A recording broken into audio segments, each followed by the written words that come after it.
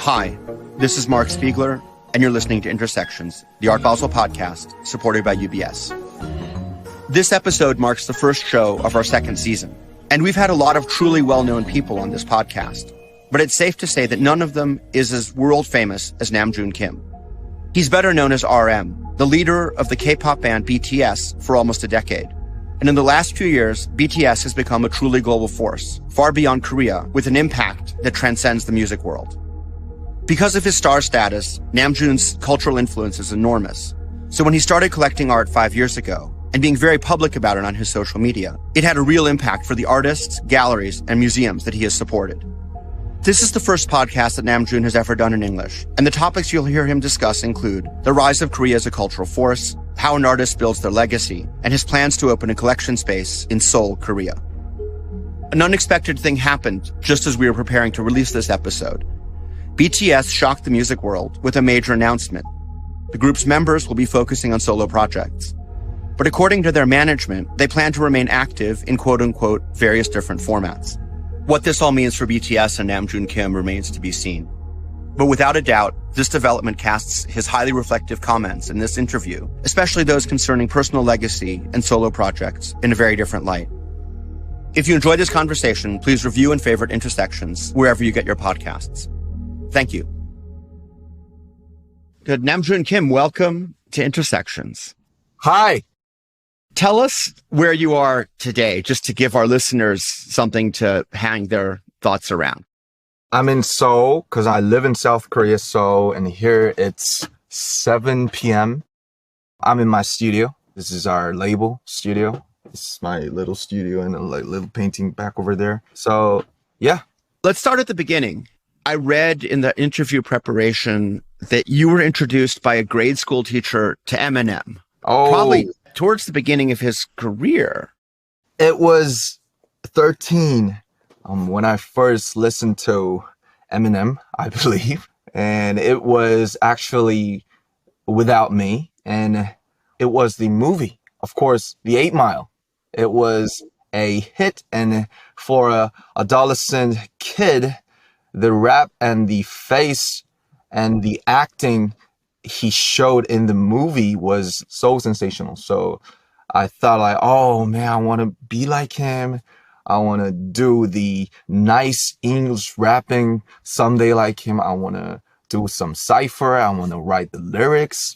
But before that, the fun thing is that when I was like 10 or elementary school, I really wanted to be a poet or a writer. So meeting Eminem and Nas, my dream of being a poet actually naturally moves to be a rapper. Tell me, because I think it's a fairly industrial complex in Korea, tell me how you entered the music system. Did you succeed right away? When did you start? Okay, so I got to know Eminem and Nas in 13 years old, and from 14, I started to write my own lyrics, and there was some online community, amateur musicians and rappers showing their lyrics and their musics. It was really bad, but it was really pure. So I just got into the community, showing my stuff and studio works, and then started my hobby. And I became 16.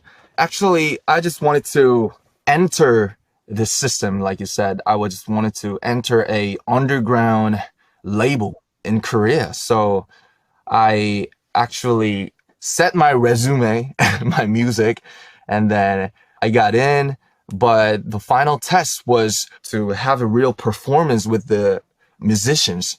But I was like 16 and I just forgot my lyrics up in the stage. I was so nervous, so I sucked. And I just felt like, oh man, I have no talent for this offline things. In the studio, I think I was talented. I'm great.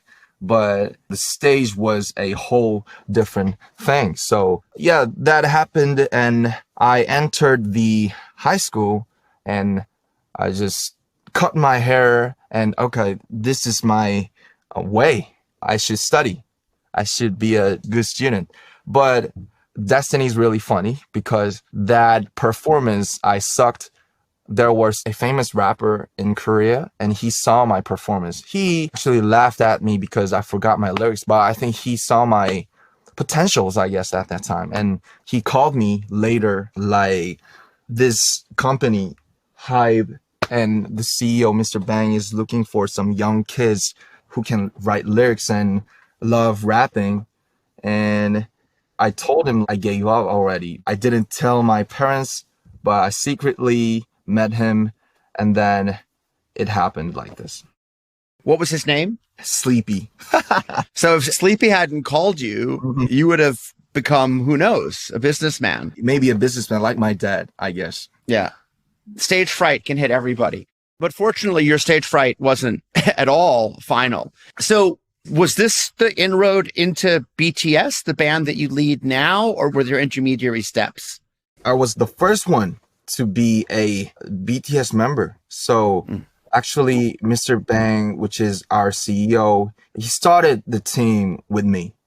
He wanted me to be the first member and the leader and the first one to start the group. So that's how it happened.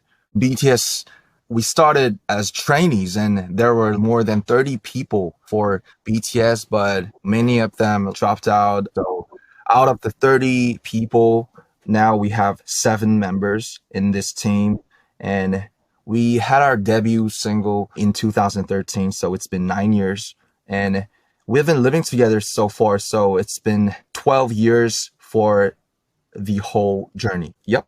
I think it's safe to say that for the first half of those 12 years, BTS was a primarily Korean/Asian phenomenon. But then about 5 years ago, you had this huge breakthrough in terms of social media, in terms of Billboard charts, et cetera, et cetera. And something happened there. And I'm curious, what happened? What was the thing that made BTS spread from being a primarily Korean phenomenon to being a global phenomenon? But what was it like to be in the inside of that? How did it feel to suddenly be a global star? When we try to see BTS, you have to see the fans, the armies, because they're like the other wing, another wing of the team. They're really special, and they're not just about the enthusiasm or the energy. They actually did something. They sent the letters to the American DJs to stream our songs on the radio, because airplay is really important for the Billboard chart. So I think that happened by the people and the love. And to be at the eye of the hurricane is really strange. And the art, especially the fine visual art, helped me at this point to not be so crazy or hyped up like for the whole time. So that's an interesting pivot for this conversation, which is the reason why you're on this podcast is because you've become involved in the visual arts as a collector, but also as an influencer, as a supporter of the Korean art scene in particular. So how did that start? Was it in this period around 2017, 2018 that you were drawn to the arts? Do you remember how it started? Yeah, I remember how it started. It was in 2018, which is 4 years ago. Actually, I got plenty of time when we are on tour in America or in Europe. I'm not actually a club person and I have no such friends abroad. So I got plenty of time, but most of the time I just spent my time in hotel watching YouTube or Netflix or some stuff, and I was really bored. So one day I was like, is there some site or some place that I can go? And then why not go into the museum? So the first site was the Chicago Art Institute, and it was 2018. I just went there and saw the amazing paintings they got, like Sarah, Monet, Picasso, the artists that I knew before that I entered into the art world. So it was, for me, the first time, because there were no such museums or places that could see those artists painting for real. I just felt the thrill, and they're all dead. But for now, in 2018, some outsider from South Korea in here, and in this small room, me and his footprint or some pieces of his time just encountered, and it still gives me a thrill. And I was so jealous. What is an art? What is this painting? What is this color? What do they mean about? So yeah, that first experience got me really interested, and I had many chances to visit all the famous museums because I was always in the Paris, New York, LA, and stuff. And now, a brief word from our partners at UBS. From the same partnership that brings you the Intersections podcast comes the Art Basel and UBS Art Market Report. Out now, this year's edition shows how the global art market staged a phenomenal comeback in 2021. Find out how online sales fared as crowds returned to galleries and auction houses, and how changing global wealth impacted collecting trends. Get your copy now at ubs.com/collecting.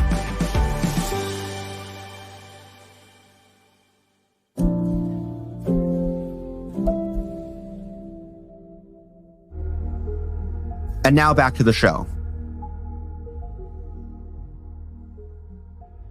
It's interesting, Namjoon, you probably don't know this, and I hadn't realized precisely how this started, but I'm actually from Chicago. The Art Institute was also one of my first museums. Oh, really? Yeah, wow. Absolutely. Yeah. That's really interesting. So if I could tie this narrative together, there's this moment where not only do you have all the pressures that come with being a global star, but also you have the opportunity because suddenly you're doing global concert tours to visit museums all over the world. Right. Tell me how things evolved for you in terms of you're getting more and more engaged with the art world. Were there particular incidents that kind of brought you in deeper to where you are now?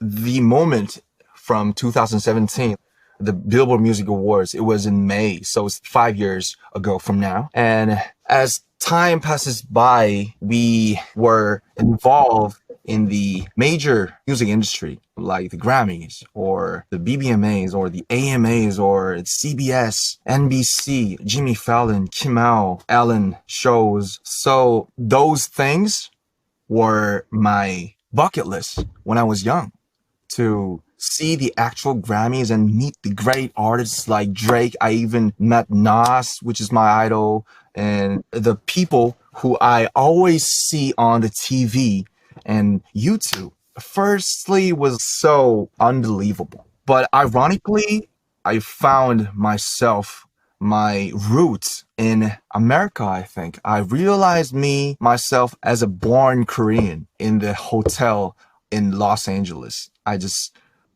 couldn't leave my country. As time passes by, more and more I got to miss the country, my home, my friends.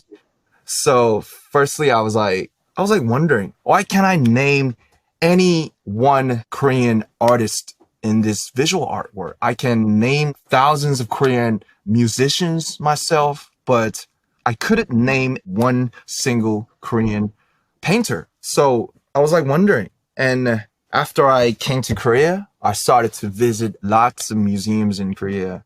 Korea is a small country, so there's not many museums or great galleries. But when I have time, I always visit the museums and the galleries in Korea. I started trying to research, is there any Korean artists I can respect or I can get inspired as an older brother, as a father for this art world? So that's how it started. What was the first artwork that you bought?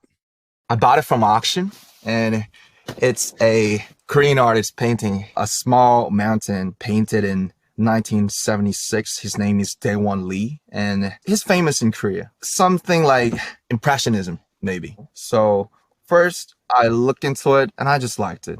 I just bought it. But when I set it up on my wall, then I understood what's making a collection and then filling the walls. So it was really strange, and it was really something like spiritual for me still.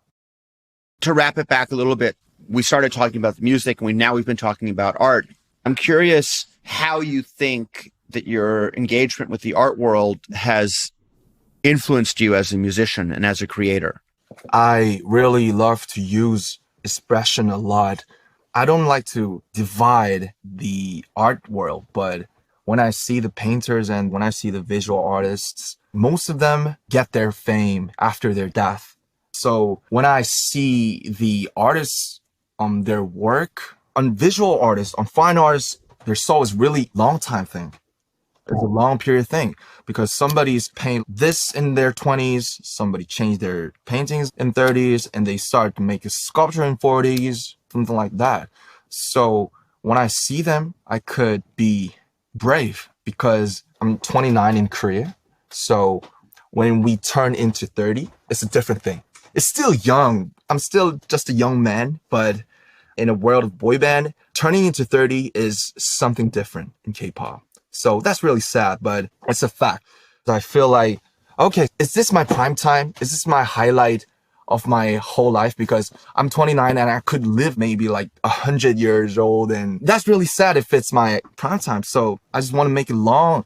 So it's interesting, Namjoon, because in the beginning, we talked about how you came to the art world partly as a result of blowing up and becoming a global star. But what you're saying now is that as you're coming up to what people consider the traditional expiration date for a boy band star, actually seeing what happened in the careers of visual artists encourages you to think longer. Oh, that's the best summarization. And so the question is, what does it inspire you to do? Because by definition, you can't be a boy band forever, because at some point you're not even close to being a boy anymore. I'm curious if you have thoughts about how to achieve that longevity or how to start trying to achieve that longevity. Actually, I think it already started by the collectings. I feel like, okay, I have these precious piece in my home and I see it every day. I wake up every day in front of it. So I have to be a better one like them. I just don't want to make them feel really ashamed about me. It's really private thing, but it's really funny thing, but it really gives me the standard to live as a better man and as a better adult and a artist sometimes. I just want to make music like the timeless piece that I admire. And I know it's funny to say about the timeless or the long-term impact because I'm too young to copy or chase the lifetime thing. But I think it'll really help me for my 30s and my 40s to know this. It sounds like what you're saying is that by surrounding yourself with artists, many of whom are dead, and yet whose legacy continues today, you create a benchmark, a kind of visual benchmark around yourself for what it is you're trying to achieve. I guess I have to ask the question, do you imagine one day that there'll be a Namjoon Kim private museum in Korea? So museum itself is really complicated, right? They need the curators and the exhibition. This is my first time actually saying this, but seriously, I'm planning to make a small space of my own private collection and just make the cafe in first floor and set up my collections in second floor and third floor. Just people could always see the collections when they just wanted to see them. Because when people come to Korea, and it happens for the Koreans too, we cannot see the great Korean artists because there are not many museums right now. There are not many galleries right now. So I just wanted to make my own sometime. It's interesting. Obviously, social media is a big part of our lives now. And with your social media power and the fact that you post a lot on Instagram, for example, of artworks, of museums, do you have the sense that people follow you, that when you go to a museum, when you show the work of an artist, your fans are then going to see those museums or then curious about those artists? You have this capacity to amplify almost anything that you publicly associate yourself with. I'm so grateful for the fans. They admired my post and the taste. So actually, I think myself as my Instagram account and the post is kind of like a curation already, because I always upload the posts that I really liked about the exhibition or the museum or a site or a gallery. And people, the fans, visit after me when I post it. And it's really great that people could love one's taste and actually be there, visit the museums and see the arts. And when 300 people see the same artwork, they have 300 different feelings. So someday I just wish to maybe share the thoughts about the art and of course my collection too later. to broaden out the conversation a little bit, whether you're looking at BTS or the film Parasite or Squid Games or Dansekwa, the movement from the 70s, which became very prominent 4 or 5 years ago in the market, it's been a very strong moment on the global cultural scene for Korean culture. And I'm curious if you have any thoughts as to why that is. So Korea is a strange and unique and interesting country because we had the horrible war in 1950s, divided into the North and South. It's a really small country. In 60s, we were a country who gets support by the other nations. But 50 years later, we have changed the positions by supportive to a supporter. Mm-hmm. So Koreans, I cannot guarantee the characteristics of it. I cannot define it, but as a one Korean, I guess we have the passion inside and we have our actually energy and some specific spirit. We call it Han in Korea. I don't know how we could say in English, but after the war and the victimizing of our parents and the grandparents, those time, 70 years made the 2022 of Korea right now, I guess. So for you, this is kind of a delayed impact, which led to this kind of focus and yeah.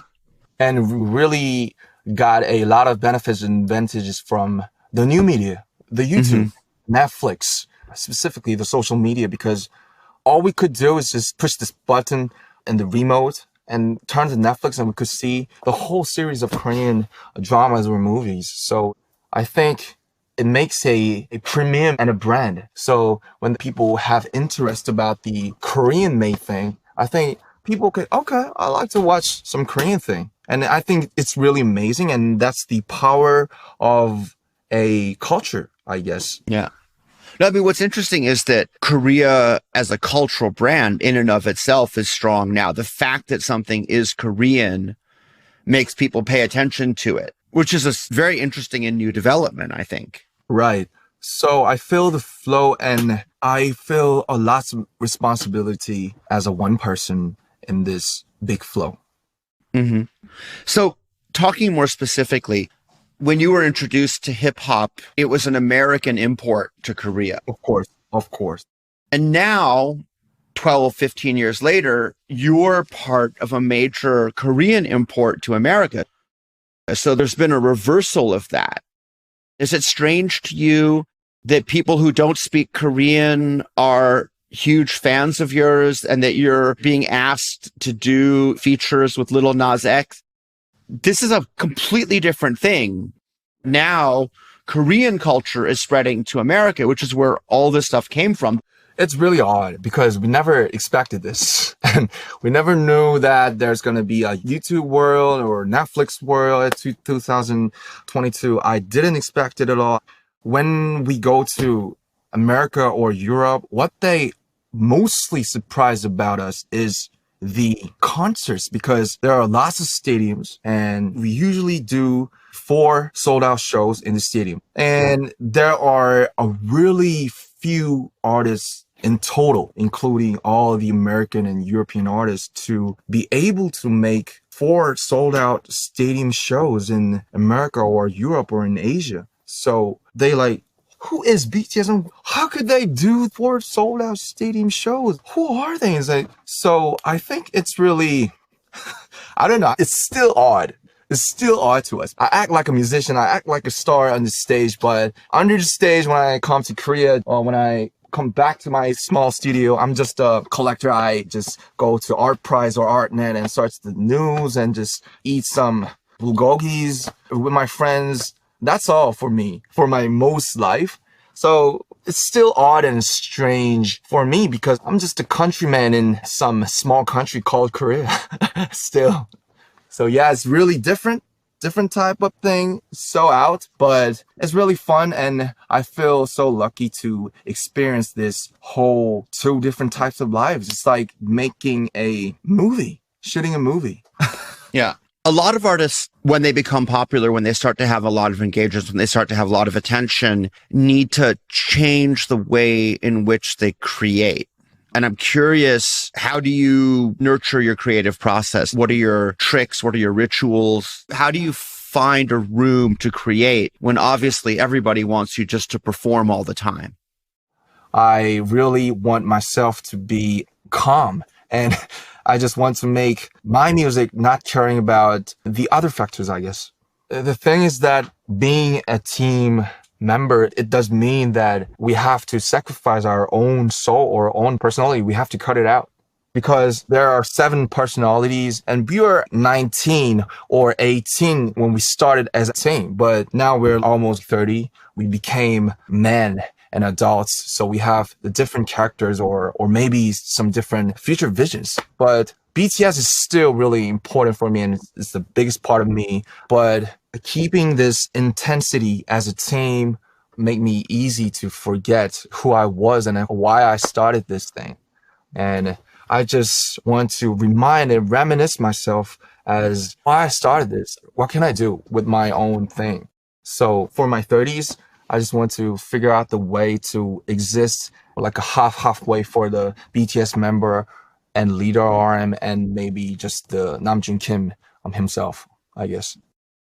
I think that's a great place to end this interview. But of course, we have our 2 signature questions. Oh, yeah. The first one is, what is the first artwork that you remember seeing? It was Monet. Monet's The Lunch. I don't think it's the actual first work I've seen, of course, but that's the first crush for me to meet the art world for me. And then what's the last artwork that moved you and why? It's not the specific artwork, but it's the artist. It's Philip Gostin. I felt really attractive to his pink-red colors for the first time, but I didn't know he started his career as one of the abstract expressionism with Rothko or Pollock. He was one of the important member of the team, but not like the others. He bravely changed his whole world. I've heard that many people laughed at him on why did you change it? You betrayed. But I think if he didn't change his style, I think he could remain just one of the members of the abstract expressionism, like one of the friend of Pollock or Rothko. But because he changed his style and he bravely encountered with the issues and the traumas of his young life, he could be Gostin himself. He's just Philip Gostin, not like the member of some trend or some time. I'm just so impressed that he did it because it's so different with his 50s and 70s. Yeah, that's a great answer. And I'm not sure if you're conscious of it, but it actually loops back to a lot of themes we talked about. The notion of if you're popular, if you're part of a movement, what do you do to become unique? What do you do to create a legacy? What do you do to sustain your impact on the world? Mm-hmm. Namjoon, that was wonderful. What a great way to end. Thank you so much for all the time and for speaking to us from the heart.